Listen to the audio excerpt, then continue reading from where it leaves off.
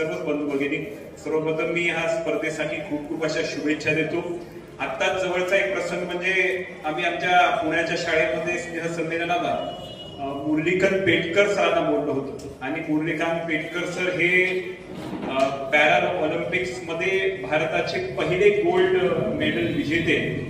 ते पद्मश्री सुद्धा राहिलेले।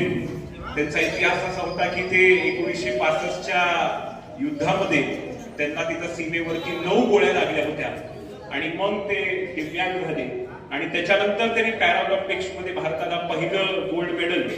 त्या ठिकाणी मिळवून दिलं। आता ते पद्मश्री वेगवेगळे मोटिवेशनल टॉक्स ते देतात आणि म्हणून दिव्यांगांसाठी प्रचंड असं पोटेन्शियल आहे, व्यासपीठ आहे। फक्त त्याला सहकार्य करणारी यंत्रणा आणि तिथपर्यंत नेणारी यंत्रणा ही सक्षम करणं आवश्यक आहे आणि त्याच्यासाठी जसं आता संवेदना प्रकल्पानं ITI ची स्थापना केलेली आहे, मला वाटतं त्या दिशेनं तो अतिशय सुंदर असा एक प्रयोग आहे असं म्हटलं तर चुकीचं ठरणार नाही। आणि म्हणून मी ऍडव्होकेट चव्हाण सरांचं, कोरकेजींचं मी मनापासून स्पर्धा ही अटेंड केलीच पाहिजे आणि त्या स्पर्धेतून जे विजयी होतील त्यांनी हुरळून न जाता पुढल्या वर्षी परत अजून चांगली कामगिरी करावी आणि ज्यांना यश मिळणार नाही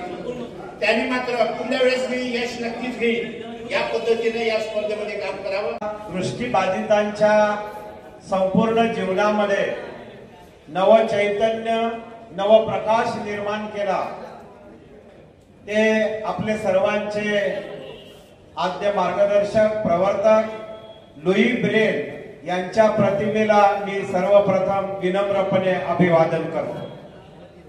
जागतिक दिव्यांग दिनाचे औचित्य साधून दृष्टी प्रतिष्ठान आणि फिजिकल डिसेबल फाउंडेशन लातूर यांच्या संयुक्त विद्यमाने आपल्या या सभागृहामध्ये गायन, बुद्धिबळ, प्रश्नमंजुषा आणि वादविवाद या 4 राज्यस्तरीय